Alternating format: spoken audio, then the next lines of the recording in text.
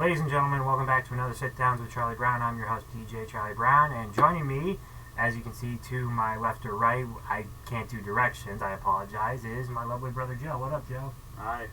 You're back. So that means you know what time it is. It's the NHL season, or at least it's the end of it, because it is June 4th, and already most of the playoffs are underway. Stanley Cup's on, I want to say, starts Friday, if memory serves, or...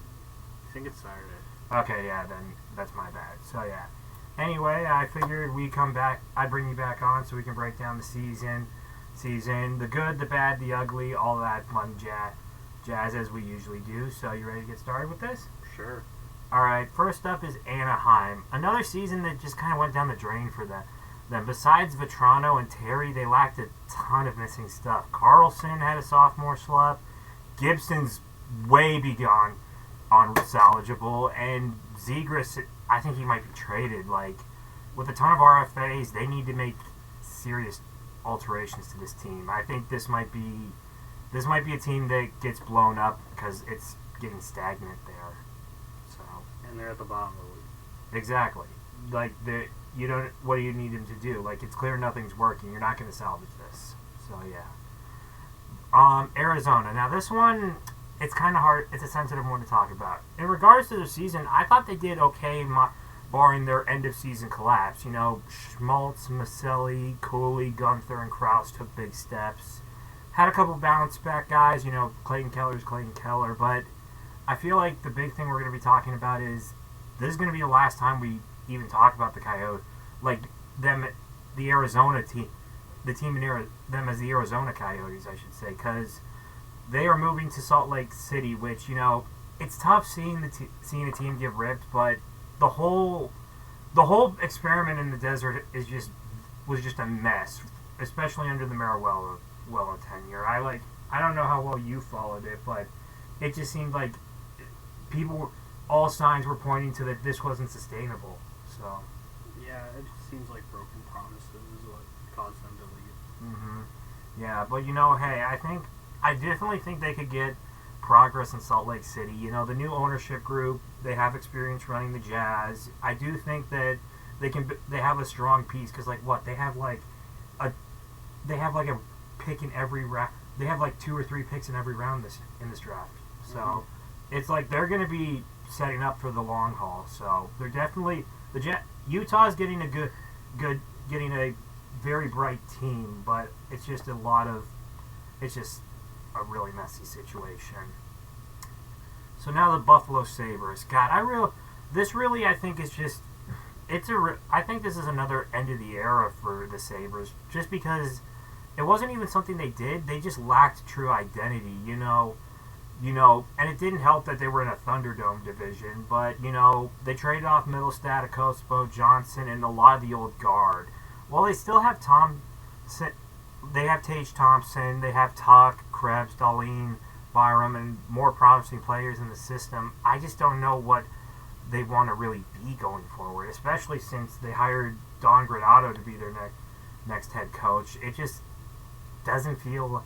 Or wait, no, Granato was fired as head coach. I should apologize. It's Lindy Ruff who they're bringing in because they need that 2000s nostalgia. Like, I don't know with the Sabres. Yeah. So, yeah. Calgary. Like, I don't know I don't have a ton for them. Like, it was a year of really rebuilding. Like, they have... Like, the only thing is, like, they're currently bitter at their rival...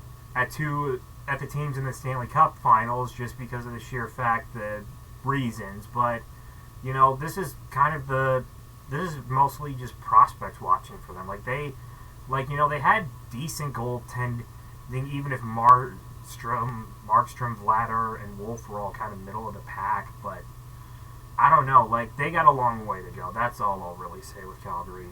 Yeah, they do. Yeah. Chicago. You know, I was expecting this much out of them this year. They were kind of another bottom-of-the-barrel team.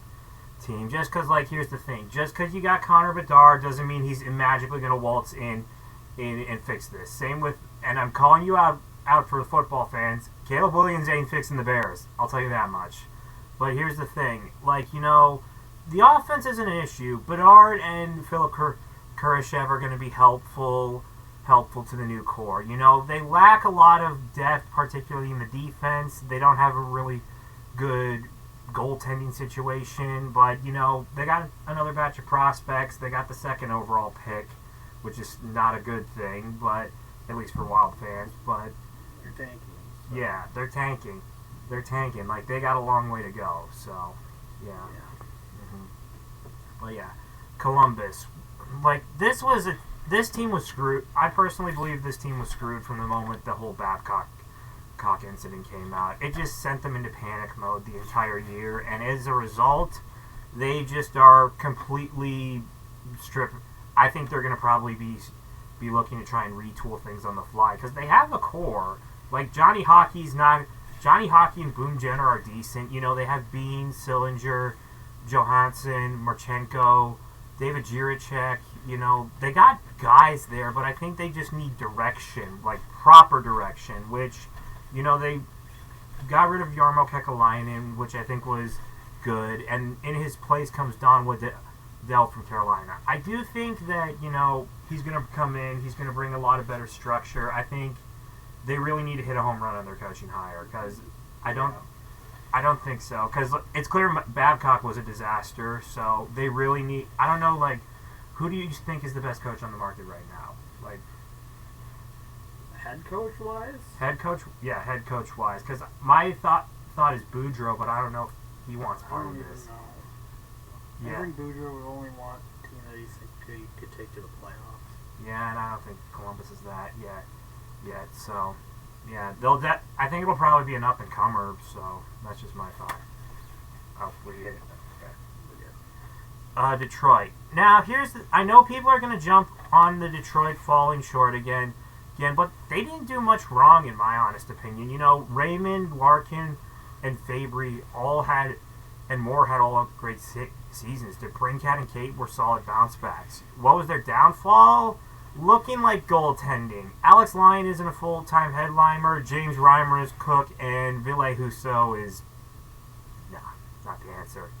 Also didn't help that they're in a division where seeming everyone wants to cannibalize each other. However, they have a ton of work this offseason because, you know, Raymond and Sider are RFAs. They got to make decisions on them. They got guys like Sprong and Perron who are going to be free agents, and I do think they really need another guy to pair with Lyon, just because I don't think he's a headliner. So yeah, that's my thing with Detroit. I know you've been critical of the Yzer plan, but I feel like this one's not on them. This was on him this year. If it's next year, if this is an issue, then it's like, okay, then I can see fans turning on him. Yeah, well, it's an issue because they're still in the same spot. Yeah. So yeah. Now, Minnesota. You know, here's the thing. I feel like this whole season was screwed from day one. You know, with the injury to Spurgeon, and then the team falling into a massive slump under Evison. You know, it just was clear that was sort of the domino that fell, and then just was unable to recover from it. You know, it wasn't all bad. You know, Kaprizov is still Kaprizov. You know, Boldy and Zuccarello were other complimentary faces.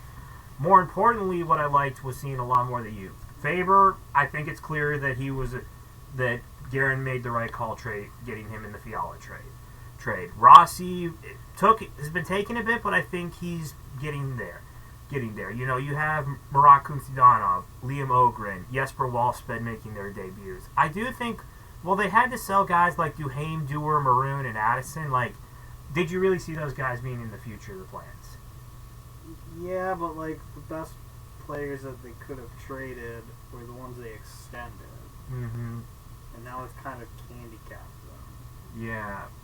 But, like, I do agree that, you know, like, here's my issue with that. Like, who was going to take Jared Spurgeon? Who was going to take Ryan Hartman? Like, that's the big... Well, you're not trading Spurgeon, but Hartman, like, he could have been a trade deadline piece. Yeah, I mean, like... Zuccarello, Foligno, like, they could have been traded. Yeah, I'm not saying you're not wrong, but, you know, I didn't think, like, oh, what the heck? Apologies, my screen went black for a sec. But yeah, pretty much, I do agree that you probably could have moved on for. Here's the thing. I will say this. I don't think they were gonna move Zuccarello just because Kirill likes him as a teammate. Essentially, they weren't gonna trade him. Foligno, you weren't gonna get much for him.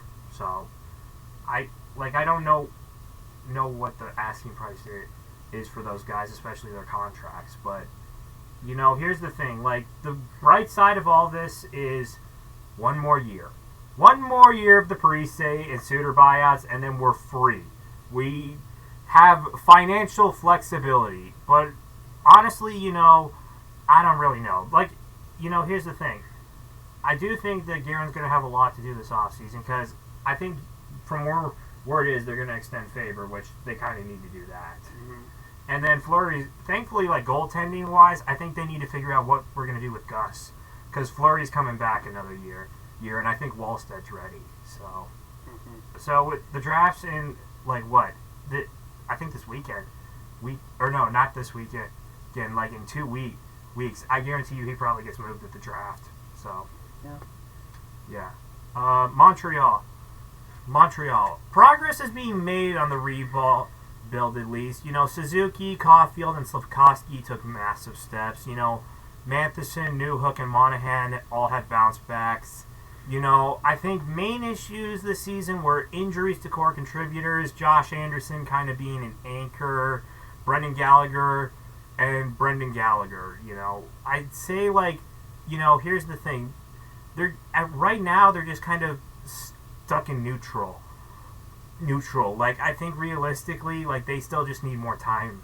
Because, that was the thing with going all in 2021, is it's going to be years for picking up the pieces. So, yeah. Mm-hmm. So, New Jersey. What killed this Devils season? Honestly, I think it was just injuries, True that that seems to happen, true that happens to most teams, but, here's the thing. Here's a quick rundown of how bad it was. Hughes twice, Heeshear, Dougie Hamilton, Timo Meyer, Andre Palat, Sieglander, and Nosek all spent significant time on IR. Add to it with Vitek Vanacek regressing, and you got what this season was in a nutshell. The good news is that they did get rid of Lindy Ruff, which I feel like afterwards he was kind of losing the locker room, but in his place comes Sheldon Keefe. I think he can do a good job, I don't really know if he's going to be the answer, but I think maybe the fact that he's getting out of Toronto is a blessing in disguise for him. Yeah, it could be. Yeah. So I think they'll be back, but they just got to get healthy and do a lot of the stuff this offseason. So yeah. Ottawa. The only good thing about this year is that their season kind of ended. The only positives were Stützle, Brady Tkachuk, Batherson, and Giroux. Josh Norris suffered another season-ending injury. Tarasenko was good before he was shipped out of there, and then the Korpisalo signing looked worse than the Matt Murray signing. With a ton of RFAs, what do you do from here? Hiring the outdated Travis Green is really not a solution. I get new ownership; it needs time to assess things, but this team is just a really bad mess right now. So, yeah, it could be worse. They have pieces. It's just they need to hit. Yeah, and I think they do have a top 10 pick this year. So, or wait, no, they don't have a pick because of the whole. I forgot about that. So, yeah. Philly. Honestly, I'm impressed with this group, even if they did suffer a big collapse and missed out. In a year of house money and zero explanations, the Flyers had some great positives throughout the year.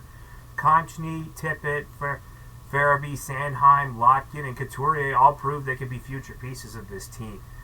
Frost, Forrester, and Pauling and Brink are future stars in the making. Defense was solid till it couldn't carry anymore. The main issue, however, is between the pipes. Samuel Harrison was okay, but nowhere near the level of Carter Hart, who, speaking of which, might be spending the rest of his life in spending significant time in Canadian prison.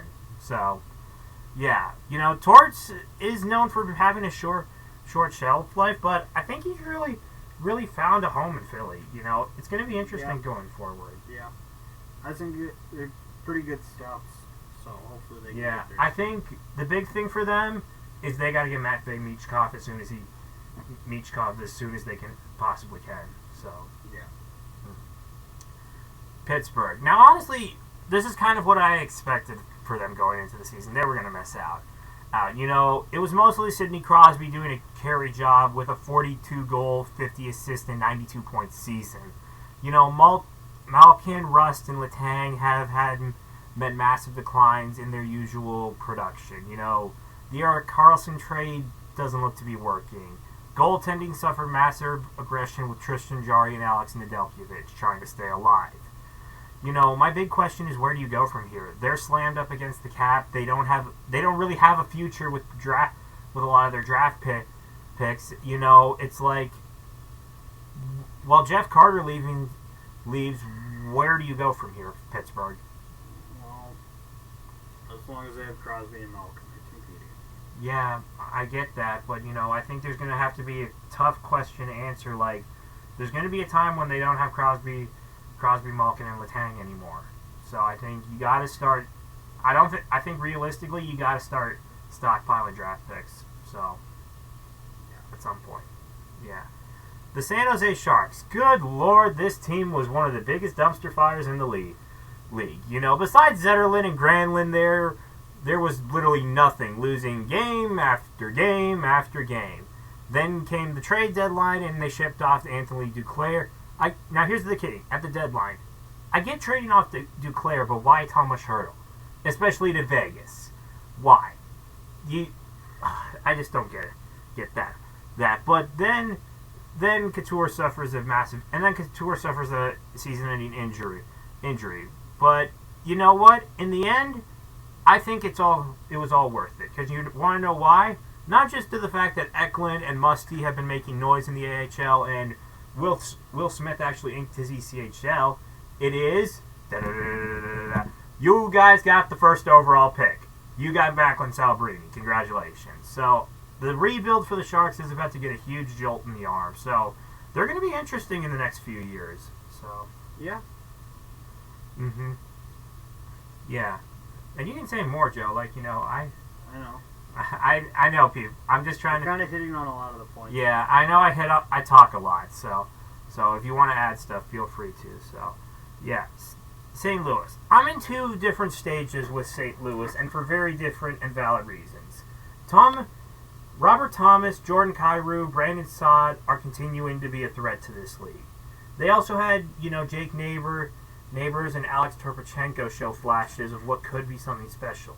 On the other hand, you have guys like Nick Leddy and Marco Scandella who were unable to contribute on team defense.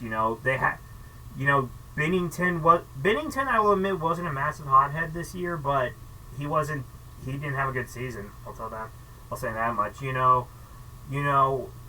Pretty much now it's going to be a question of, like, what's the future hold for this team?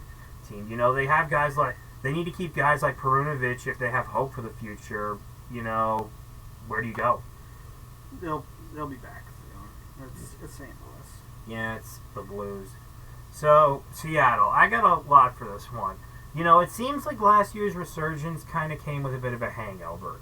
It wasn't an offensive issue. McCann, I felt, was excellent. Bjorkstrand and Tolvanen benefited from their change of sceneries. Beniers, Eberle, and Schwartz were solid contributors. Main issue I noticed was spotty defense and Russian roulette between the pipes. Sadly, Grubauer, I think, he's cooked. And Decord really, I think, Decord's a guy who, showed flashes, but I don't think is a headliner yet. Like, you need another guy to pair with him. And, as a result, Dave Haxall was removed from the head coaching role. Which, here's the thing. I get, kind of stagnated, but my issue is with the replacement. Dan Bylsma. Here's the thing. I get head coaching jobs. I get the head coaching roles, but, you hired a guy who hasn't coached in this league in a decade. Like, what are you doing here, guys? Well, maybe he can turn them around. Well, I know, but it just feels like I don't really have a whole lot of faith, but I don't know. So, yeah. All right, so that was the teams that kind of fell short of the playoffs, and now it's the teams that actually made the playoffs. First up, the Washington Capitals. This was honestly the most predictable outcome of the whole thing. How did they make the playoffs? The Caps? Yeah. Yeah, no, they made the freaking playoffs. I know for a fact. They got beaten. How did they make the playoffs? Honestly, like, even I don't know at this point. I don't know. Yeah, no, it's been a bit. I don't know how they made it, but here's the thing. Against the Ranger machine, they did nothing. They were the Make-A-Wish kid. They were relying on the power of friendship, for gosh sakes. So that pretty much, you know, the big thing I have with them is going into the offseason is like, what do you do now?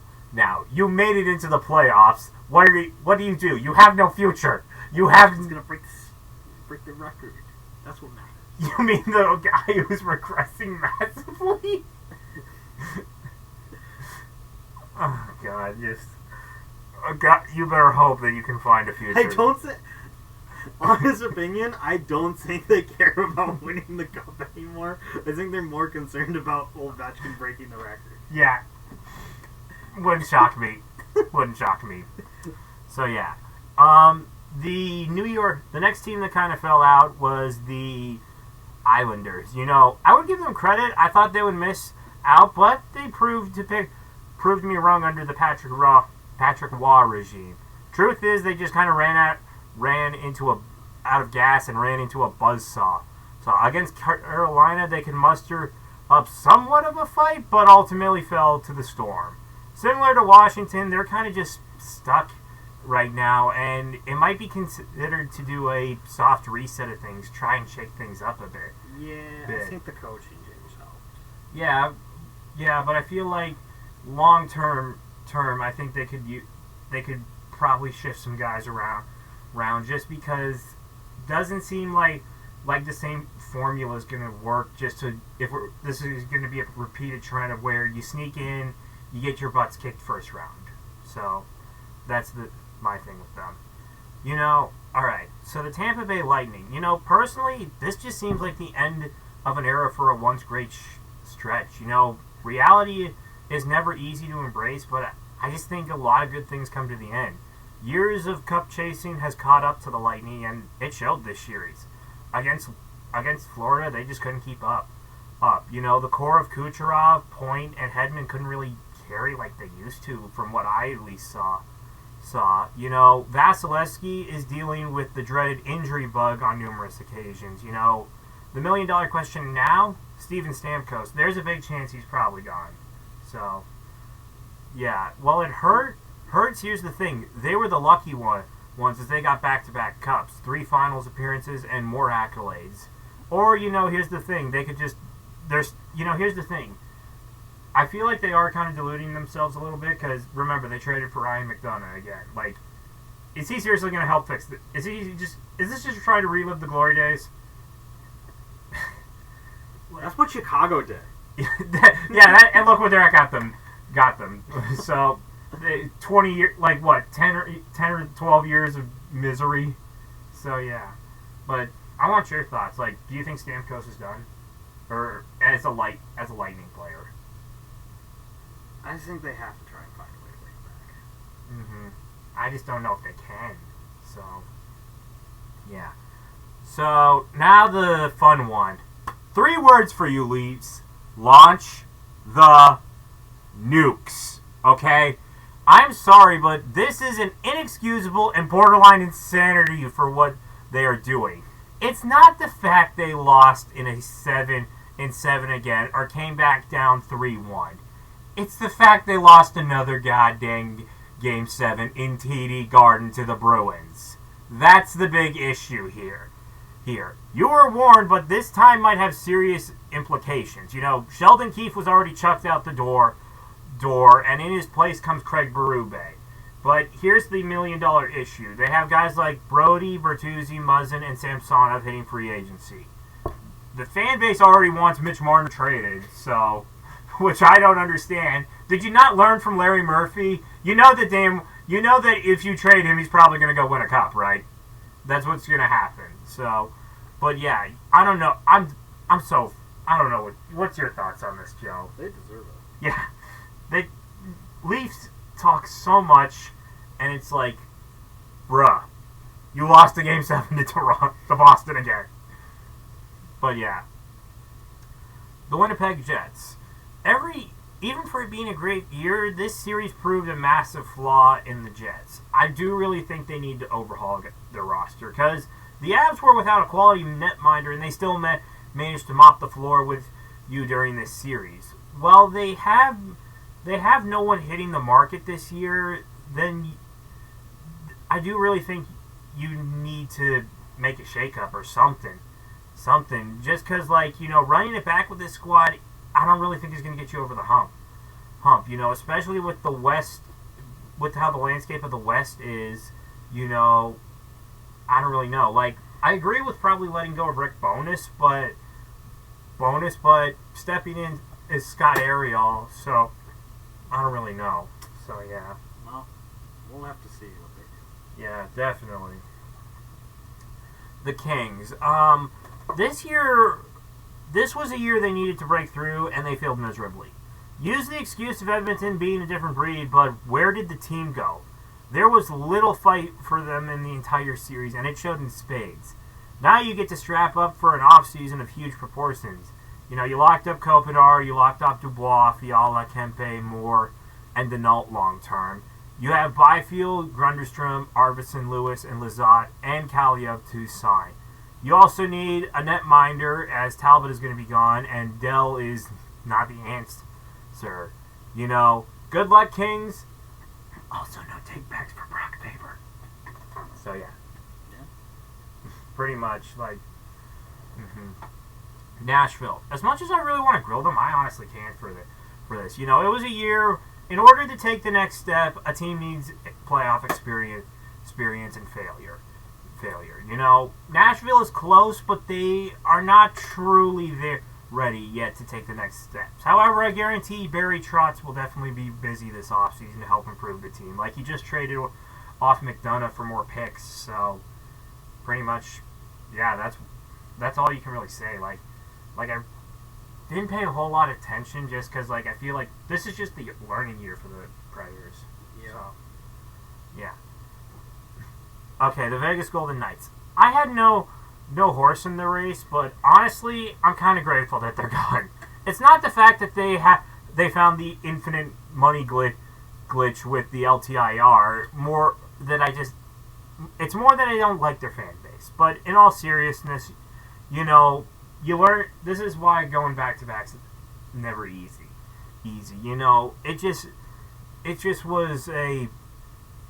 It was just a season where they got beat, Yeah. That's all you can really say. But I think now it's going to be a question is what happens now, because Martinez, Marchessault, and Carrier are all UFAs, and there are few RFAs to pay, and they're also slammed up against the cap. So going to have to shuffle more deck tables. Nah, we got to figure it out. They're going to put Mark Stone on LTIR.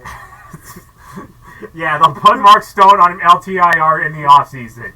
He's injured. He needs to get into rehab till the end of the year. So, yeah. Carolina. My question is, what now? I'm not even going to acknowledge you trying to pull off a 3-1 comeback. This was a year where they needed to go all the way, and they didn't do it.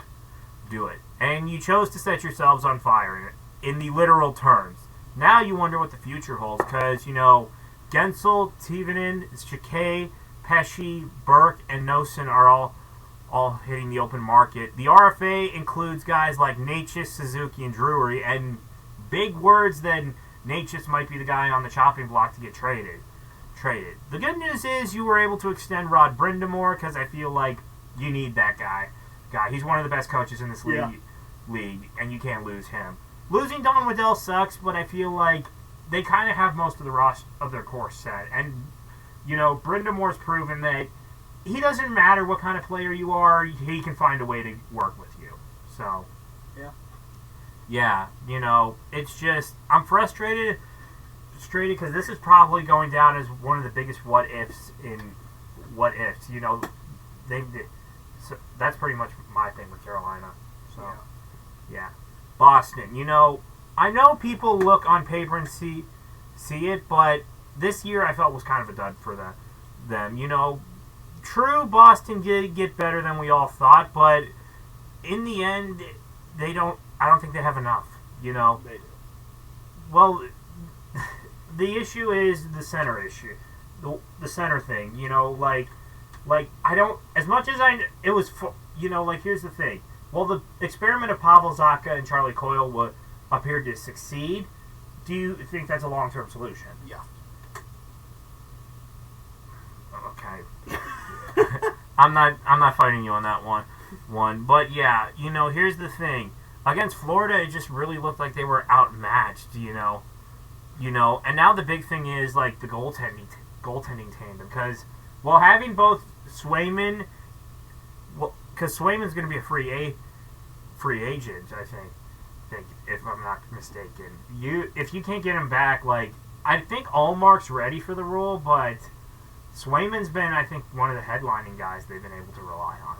So, I think they really got to do that.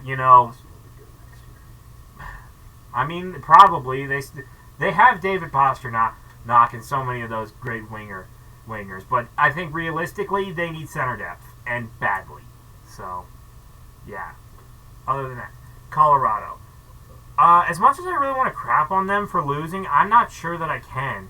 Simple truth is they were bested in the part where they lacked the most, between the pipes. Against going toe-to-toe with Jake Ottinger, every option the Avs had was unable to do it. Now we need to start asking questions about where to go from here.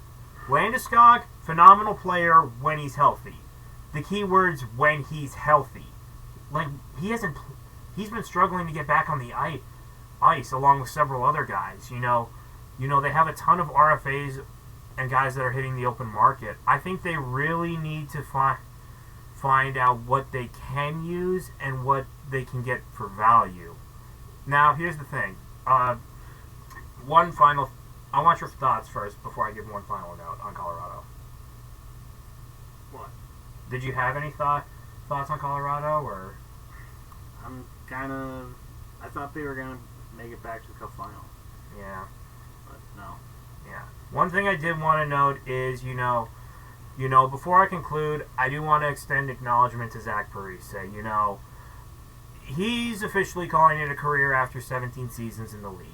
Zach, you were a heck of a player, a legend for the Wild, and somebody who I think is going to be a great ambassador for the organization and state. Enjoy retirement if you ever watch some schmuck who's in his basement. So, yeah. All right, Vancouver. I honestly can't fault Vancouver for coming short here, because the truth is, this is probably the best season they've had in a good bit. What went wrong for the Canucks in the series was simple. They were kind of limping in, and they were still inexperienced. Losing Demko out the gate was a huge blow, and then losing Besser to blood clots of all things in Game 7 just did them in. And also hoping that thing's not serious, because Besser, really good player that we don't want to see go out. Even for that, they still fought to the very end. More importantly, you showed that you have the parts to be sustainable for the future as opposed to 2020. So, well done, Vancouver, Yeah. Excited for the future. Yeah. All right.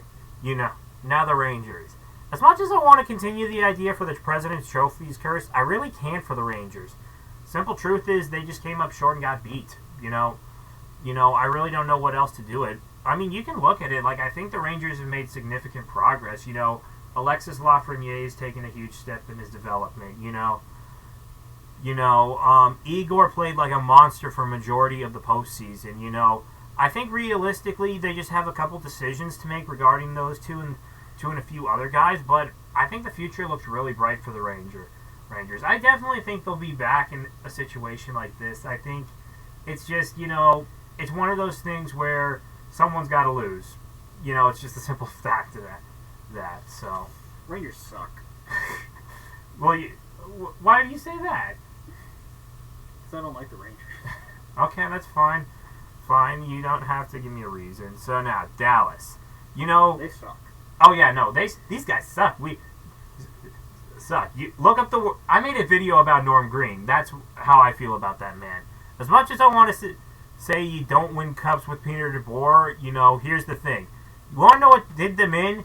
That glorious Game 6, where they went 0 for 13 on the power play and squandered a 2-1 series lead. You had a number of chances in Game 6, and you literally outshot them, and you couldn't score on Stuart Skinner. You vanished. That's straight up what happened. What? What? Oh, I heard that, Joe. We're getting there. You know, you can call us salty Wild fans all you want, but here's the thing. Now you understand this now, our hatred of Ryan Suter. That man's not good. Yeah, so now we get to the Stanley Cup final matchup. Coming out of the East is the back-to-back champions, the Florida Panthers. It's honestly impressive, but we kind of know what they clearly want. They want the cup. You know, coming up short last year clearly fueled them into going on another deep postseason run. The majority of the team's still here. You know, the captain, Barkov, Carter Verhaeghe, Gus Forling, Aaron Ekblad, and the unicorn, Matthew Tkachuk. Essentially, they make up one of the best teams since Sunrise history. The reinforcements this time around, I think, are very much better. You know, Kyle Okposko, OEL, and Evan Rodriguez, as well as a fellow playoff warrior in Vladimir Tarasenko. Even better, Sergei Bobrovsky's back to his old form. So that is definitely going to be the big thing with this series. Because they went through Boston, they went through Tampa Bay, and they went through New York. You know, it's clear that this team wants to go all the way. So now comes, Joe, you're going to like this next one. The Edmonton, their opponent, the Oilers in 3. Hold the horses, Joe. You want to hear the thing I have at the top of my notes? Well, it's about time. You know, with all the talent this team has boasted, it's maddening that this is their first chance at a cup since the 80s. Their first legitimate chance at a cup since the 80s. I'm more impressed with the road here simply because back in November, you remember the team was unraveling. They looked like one of the biggest disasters and train wrecks in hockey. However, in times of panic come the seeds of reinnovation. The Oilers are a team that needs zero introduction. The headliners, McJesus. Connor McDavid or McJesus, Leon Draisaitl, Ryan Nugent-Hopkins. The three guys who were picked in the top, three guys all picked in the top 5 in their respective drafts. Add to that is they actually have some quality depth, which I've been heckling them on. Former first overall pick Adam Henrique, Toronto castoff Zach Hyman, the once hated Evander Kane, Corey Perry, for God's sakes, the legendary man himself. So, you know, on defense they have Darnell Nurse, Troy Stecher, Matthias Ekholm, and Cody Ceci. And then comes the story between the pipes. To many people's surprise, it isn't Jack Campbell who got waived into the AHL. No, it's been Stuart Skinner, a homegrown draft pick who has emerged into a legit beast. You know, it's insane. But you know, here's the thing: Edmonton, this is a big moment for them. Not just to the fact that, you know, I do feel like this is Connor playing for his legacy. Like, you know, here's the thing: you look up in the barn of the Oilers barn, all the numbers retired. What's one of those things all those guys have in common? They were Cup champions. You know, they were some of the best. That Connor wants to be there. He's got to get that one. Not just that. This is for the first time since 2021. Canada's got another shot to end the 31-year drought. So it is a big matchup up. So, Joe, I know you already said it best. You have Oilers in 3. Yeah. Okay, is that what you're riding with, or are you actually going to give an honest prediction? Yeah, Oilers in 3. Oilers in 3, everyone. So, yeah, personally, like, here's the thing. I would love to see Edmonton win. You know, I feel like the Canada draft would be insane if it came to an end, and I would love to see Connor at least get a cup. Like, he doesn't need to be like Gretzky, where the dude won like 3 or 4 cups, but just one would be enough to cement his legacy. See, you know, I think, but you know, here's the thing. Florida, you know, originally, I think, here's the thing. I like their defense, but, you know, here's the thing. Originally, I thought Florida in 6. I'm changing it. I'm thinking Edmonton in 7, because that defense going up against Connor McDavid, like, here's the thing. That defense went up against some tough players. McDavid's a tough animal to crack. So, yeah. Yeah, that's a good pick. I know that because then I also say that because you would probably strangle me live on camera. So, yeah. Anyway, Joe, thank you for coming back on. Yeah. Hopefully we can do this again for the start of the season, and we will see you guys all next time. Peace!